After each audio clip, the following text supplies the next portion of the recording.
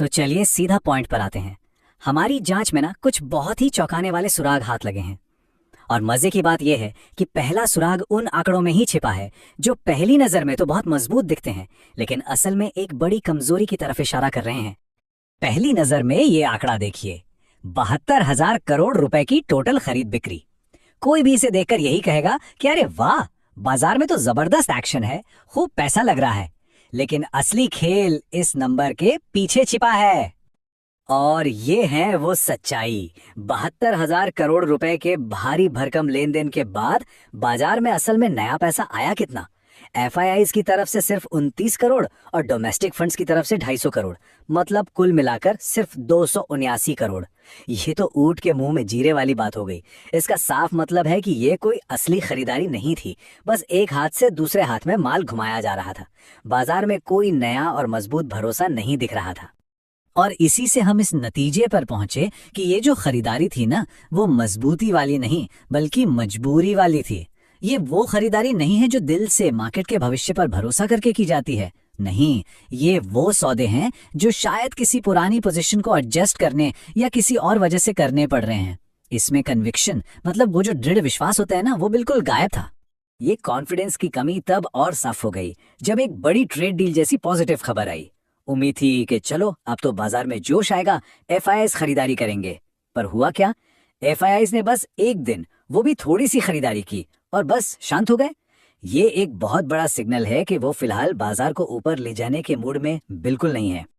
इस पूरे सिचुएशन को समझने के लिए हमें एक बहुत ही बढ़िया एनालॉजी मिली है जो बाजार की हालत को एकदम आईने की तरह साफ कर देती है। देखिए, बाजार एक गाड़ी की तरह है। अभी वो रिवर्स गियर में है, यानी एक्टिव शॉर्ट पोजीशंस बनी हुई हैं।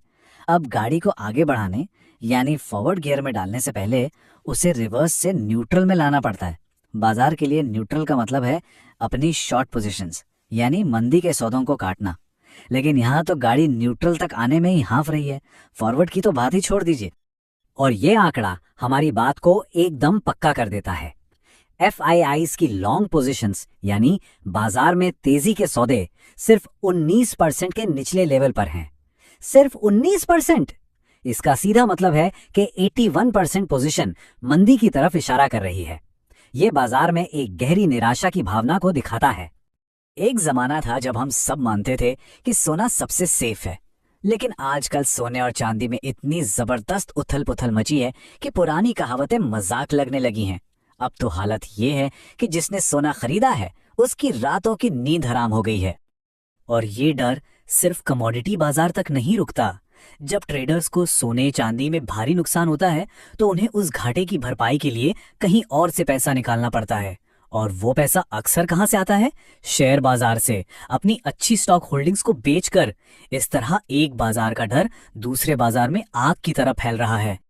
तो तस्वीर अब बिल्कुल साफ है।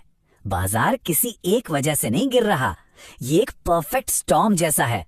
अंदर से खरीदारी में कोई दम नहीं, विश्वास की भारी कमी है, अच्छी खबरों का भी कोई असर नहीं हो रहा, और ऊपर से सोने चांदी जैसे बाहरी झटके डर का माहौल बना रहे हैं। इन सब ने मिलकर एक ऐसा अनकंफर्टेबल माहौल बना दिया है जिससे बाजार पर लगातार प्रेशर बन रहा है।